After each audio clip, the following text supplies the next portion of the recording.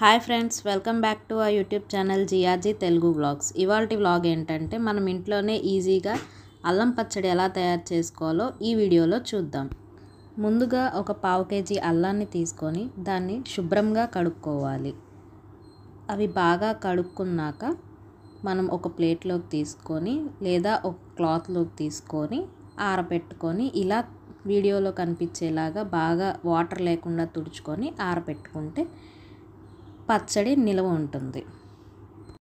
అల్లం ఆరేలోపు మనం పచ్చడికి కావలసిన పదార్థాలు ఏంటో చూద్దాం. ముందుగా ఒక 100 గ్రాముల చింతపండును తీసుకొని గోరువెచ్చటి నీళ్ళల్లో ఉంచాలి.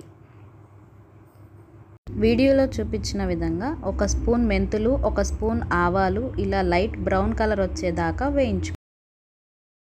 వీడియోలో చూపించిన విధంగా ఆ గ్లాస్ కొలతతో ఉప్పు, కారం తీసుకున్నాము. పావు కేజీ అల్లం, పావు కేజీ బెల్లం, ఉప్పు, కారం, ఆవాలు, మెంతులు, 3 వెల్లుల్లిపాయలు, 100 గ్రాముల చింతపండు.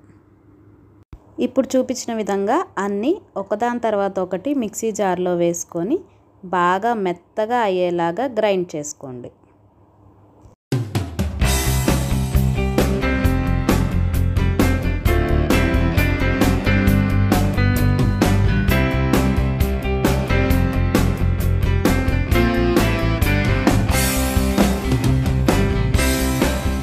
అంతేనండి, సింపుల్గా ఇంట్లోనే మనం ఈజీగా అల్లం పచ్చడిని తయారు చేసుకోవచ్చు.